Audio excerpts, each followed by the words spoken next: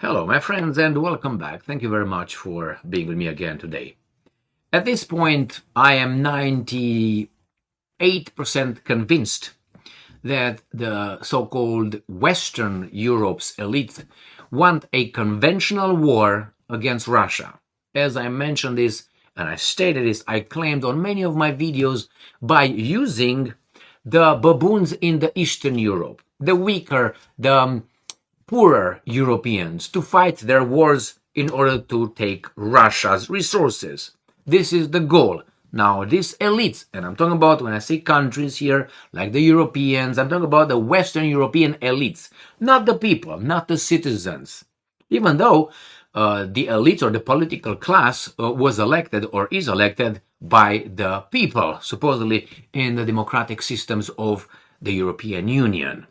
So when I talk of Europe, I include England as the head of this movement in order to destroy Russia using other people's lives, which in this case could be the Poles, Polish lives, Baltic states' lives, Romanian lives, Bulgarian lives, everything that comes closer to them. When the Russians, if the Russians are able to come towards them, then they will say, hey, we're friends actually.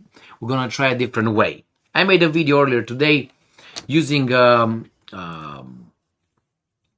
of Putin's, I want to mention his name clearly so I don't make a mistake, Sergei Karaganov. I made a video with this person who, in the video that I urge you to watch today, he stated that Russia lost the deterrence, the nuclear deterrence power, because they claim there's no victors or nobody will win in a nuclear war. And he claims that's not true. And he gives a suggestion, and actually he says this is the way Russia should behave from now on in order to clear Europe of these rotten elites in the Western Europe. Go and watch that video. Now, what I have here, I have 3 articles in which come to confirm that these guys, the Western elites I'm talking about, are trying to create a situation where they will claim they were attacked by the Russians. Therefore, we have to react with full force, NATO, full force. And the situation will be created by Western countries, elites, and they will use the Eastern countries' lives, the Eastern European countries' lives. Now, I have here 3 articles, and I'm going to show you the first article. The first article comes from Latvia. Latvia has been on the forefront of instigators. Have little dogs that instigate. You can, squash them just by looking at them. But, they are coming and yelling and barking and so on. Latvia was one of those countries, together with Lithuania and Estonia. So Latvia follows the same, how do you call it, scenario Ukraine followed in 2014, right after the illegal, bloody coup d'etat organized by the lovers of democracy. And that is, they start banning Russian-speaking radio shows or newspapers. And then ban probably speaking Russian, close Russian, ethnic Russian-speaking schools and so on. That's how the guys in Kiev did to the Russians. The first thing, to the ethnic Russians living in Ukraine. That's why those guys said the government in Kiev does not represent us. We don't recognize it because it came through a coup d'etat. Therefore, we claim the right of self-determination. And that is in accordance to the United Nations Charter. If a government doesn't represent the people have the right of self-determination. That means to vote their, cessation and leave out of that government. In this case, the guys in Kiev were not recognized by the entire Ukrainian nation, whatever that was at that time, because they came through a coup d'etat, and then they started implementing laws, Russophobic laws, against the Russian minority living in Ukraine. This is exactly what Latvia is doing right now. Why? Because they expect the Russians to respond, to react, and then they could use that argument in order to say, hey, baboons, We told you the Russians are imperialistic. They attacked Latvia, Estonia, and Lithuania with no reason. Remember how they portrayed, well, that was a lie, the attack on Ukraine? It was unprovoked. That was a lie. NATO came next to it. And the 2014-2015 Minsk agreements were violated by the good Western elites again. So they're saying the same way they portray this attack on Latvia, for instance, or the decimation or destruction of Latvia as an unprovoked. Since 2000, I think even before 2020s, Latvia, Estonia, and Lithuania were attacking verbally and were harassing, if you can believe, Russia. With Russia is big. How would you do that? Well, these are just the instigators for something bigger. So let me show you 3 articles. The first one, Latvia behaved like shit. Secondly, NATO says if Russia reacts, we are going to strike deep inside Russia. And the third one, the American one of the many American Jewish senators complains that the Russians attack purposely American businesses in Ukraine. Yes, that's exactly what the Russians told you they will do if you start businesses helping the Ukrainians fight the Russians. Where is the misunderstanding? But the point is, this Jewish senator with a Jewish president of Ukraine, plus Vitkov and Kushner, the American appointed envoys, all of them everywhere, they want Russia again, like they had it in 1991 and in 1917, the Bolshevik Revolution. So let's go with this first article. This is the provocation. The same thing the Ukrainians, the guys who took over Ukraine in 1994 did. Media regulator urges Saeima to terminate operations of Russian language radio stations, plural, in Latvia. Again, this is the same thing the Ukrainians so-called did after they overthrew Viktor Yanukovych's government. The National Electronic Mass Media Council is calling on members of parliament to adopt a decision to shut down all private radio stations broadcasting in Russian. So that means if someone broadcasts in Spanish in America, should be banned because these guys want to recreate the empire of Aslan, for instance, or bring back the purchased 5 states from the United States of America to Mexico. How do you think they would fly? It depends. It depends. But this is what these guys want to do. There's the same thing the guys in Ukraine, the new administration, the guy who, the putschists, as Lavrov calls them, and for good reason, in 2014, the first thing they did, they banned the Russian radio and media and the Russian speaking and their parties, political parties. And then they got to the Orthodox Church, and then they got to schools, and then they got to everything, because they're not xenophobes, not at all. All right, so this is the thing. According to DEFI, NEPLP chair Ivars Abolins stated that Latvia should not finance the activities of private Russian language radio stations, but should they finance the German ones? Should they, the Latvian ones?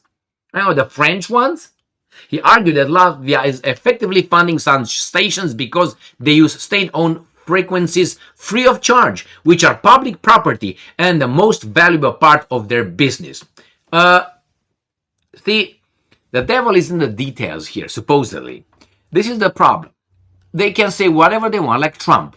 We want Greenland because that is a national threat to the United States of America. We all laugh about it because we know it's a BS. The same here. We know the reality, but they come and they give you that. For instance, we laughed when Trump said, Maduro is the chief of narco-terrorism in Venezuela. We know that he wants the oil for the big fat cats of oil businesses. We knew that. But he said it with a straight face, and the media played into it, but we knew it was a lie. The same here. They don't care. They can come and tell you whatever they want. The point is, they're going to do the same thing to the Russian population in Latvia as those guys in Ukraine did in 2014 to the ethnic Russians. And they will get a smack. And if they get a smack, this is what NATO already tells the Russians. The Telegraph. NATO will strike deep inside Russia if Putin hits Baltics, Latvia is a Baltic state. Now, what if Putin hits London with a nuclear weapon? First, that's it. What do you think the Brits will do? Right? Let's say they retaliate. And then the Russians flatten the whole island. I know, sink the whole island. The guys in Great Britain or England cannot sink Russia, okay? Russia can sink these guys with about 2 weapons. 2 boom boom and they wash it, okay? So let's say Putin does this first. What happens next? Do you think France will attack Russia? Or maybe you think Italy? Or maybe you think Poland? Nobody will move a finger. Do you think the United States of America will will attack Moscow? And Moscow will attack the United States of America. And then it was going to be what? Mutual destruction? The Western weasels will not want that a bit. Why? First, they're weaklings. That's the first one. The second one, they have more to lose than the other one. Remember, a guy outside, hungry, with no house, a homeless guy, has nothing to lose but his life. That's all. And his life is shit.